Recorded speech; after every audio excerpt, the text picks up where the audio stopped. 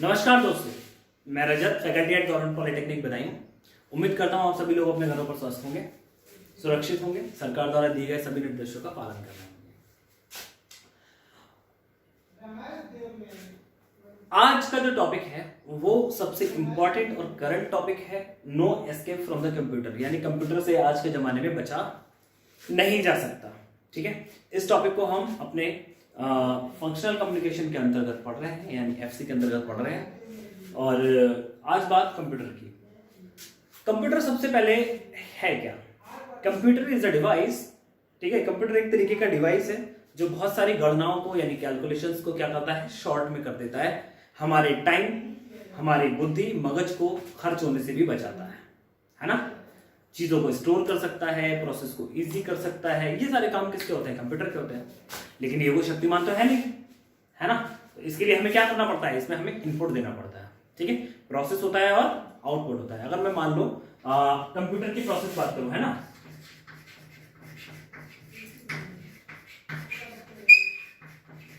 Computer process तो क्या होते हैं? कंप्यूटर की प्रोसेस क्या होती है?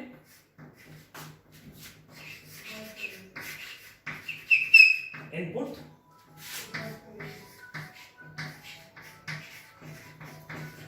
Process, output. अगर हम कंप्यूटिंग की यानी कंप्यूटर के जो काम करने की जो प्रोसेस है, अगर हम उसको देखें तो उनकी बेसिक तीन चीजें होती है, input, process and output. Input करने के लिए अपने अलग इनपुट डिवाइसेस होते हैं, प्रोसेस करने के लिए अलग अपने प्रोसेसर या प्रोसेसिंग यूनिट्स होते हैं, फिर आउटपुट होते हैं। आजकल ये सारी चीजें एक साथ भी आ गई हैं। ठीक है, जैसे हमारा फोन, ठीक है, ये भी क्या है? हमारा एक इंटीग्रेटेड कंप्यूटर है, छोटा कंप्यूटर है।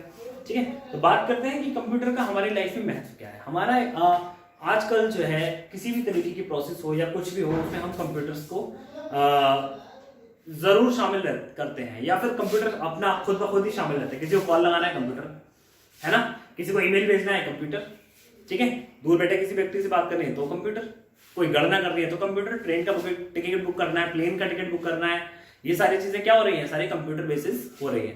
बैंक में पैसा जमा किया, कंप्यूटर के थ्रू, है ना। एटीएम से पैसा निकाला, कंप्यूटर के थ्रू। तो ये हमारा जो हमारी लाइफ है वो चारों तरफ से कंप्यूटर के मकड़ जाल के अंदर बुन चुकी है। ठीक है, लेकिन ये आया कहां से?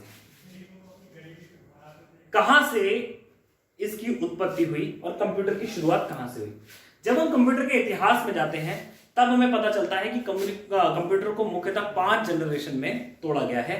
5 उसकी जनरेशन बनाई गई है। ठीक है, पहली जो जनरेशन है यानी कंप्यूटर की जो शुरुआत होती है वो स्टार्ट होती है 1940 से। 1940 में पहला कंप्यूटर प्रकाश में आता है और वो एक वैक्यूम ट्यूब टाइप का कंप्यूटर होता है। ठीक है, 1940 से लेकर 1956 तक पहले जनरेशन का कंप्यूटर जो वैक्यूम ट्यूब प्रोसेसर पे चलता था, यानी जो उसमें प्रोसेस करने के लिए जिसको यूज किया जाता था उसको वैक्यूम ट्यूब बोलते थे। ठीक है, तो पहले जनरेशन का कंप्यूटर था।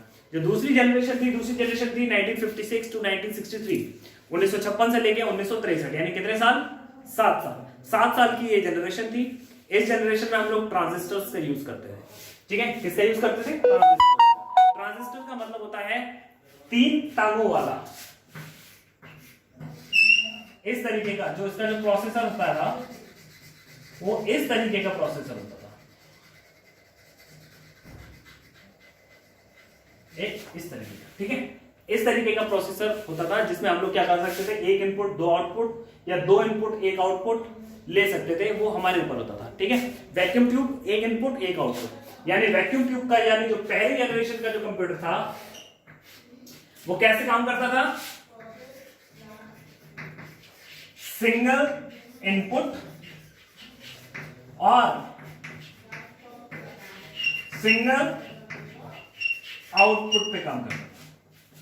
ठीक है, लेकिन वही हमारा जो सेकंड जनरेशन का कंप्यूटर था वो सिंगल इनपुट डबल आउटपुट या डबल इनपुट सिंगल आउटपुट पे भी काम कर सकता था। ठीक है, यानी 3:1 पे काम कर सकता था, यानी 2:1 पे काम कर सकता था, चाहे 2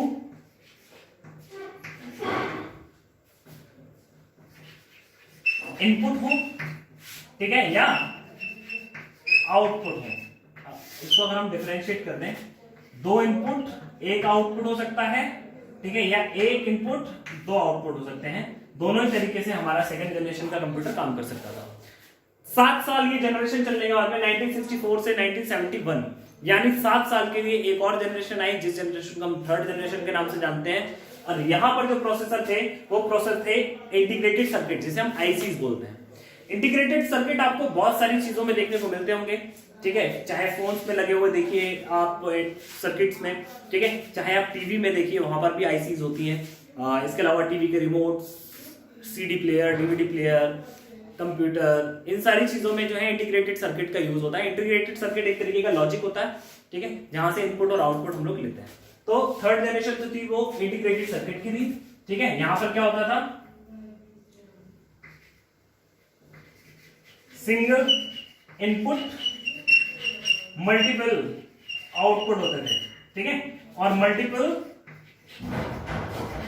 इनपुट और सिंगल आउटपुट होते थे, ठीक है। इस तरीके से ये क्या करता था, वर्क करता था। इसके बाद में आया हमारा चौथा जनरेशन, जिसको माइक्रो प्रोसेसर बोलते हैं। चौथा जनरेशन आज भी काम करता है, माइक्रो प्रोसेसर पे ही आज भी हमारा कंप्यूटर काम करता है, ठीक है, जिसमें quad core, dual core, dual core, ये सारे प्रोसेसर्स होते हैं, ठीक है।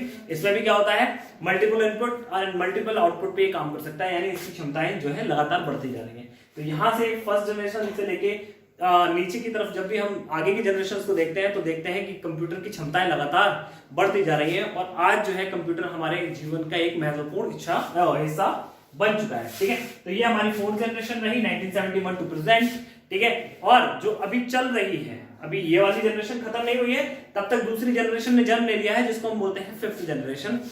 और ये जो जनरेशन है ये आर्टिफिशियल इंटेलिजेंस की है। Artificial intelligence in the sense, जैसे आप गूगल को वॉइस कमांड देते हैं, है ना, कोई भी वॉइस कमांड गूगल को सर्च करने के लिए बोलते हैं, तो वो क्या होता है, उसको सर्च करना शुरू कर देता है, और ये होता है आर्टिफिशियल इंटेलिजेंस। तो पुरानी जनरेशन अभी खत्म नहीं हुई है, नई जनरेशन ने जन्म ले लिया है। अब जैसे ये जनरेशन खत्म होगी, यहां पर लिख दिया जाएगा प्रेजेंट की जगह वो डेट 2020 हो सकती है, 21 हो सकती है, 22 हो सकती है, और इसके बाद में नई जनरेशन की शुरुआत वहीं से हम लोग लिखना शुरू कर देंगे, ठीक है। तो इस तरह से जो जीवन है या कंप्यूटर का जो इतिहास है वो चलता है, और आज वो हमारे कंप्यूटर जीवन में हर तरीके का हिस्सा बन चुका है, ठीक है। ये तो था कंप्यूटर के बारे में एक छोटी सी रोचक जानकारी, जो आपको जो है अच्छी भी लगी होगी, और ये इंफॉर्मेटिव भी है, आपके सिलेबस के हिसाब से है। आपके सिलेबस में कंप्यूटर के बारे में जो कुछ भी दिया है मैंने उसको अपने लेक्चर में इंक्लूड करने की कोशिश की है, ठीक है। मिलते हैं अगले किसी लेक्चर में, तब तक के लिए धन्यवाद।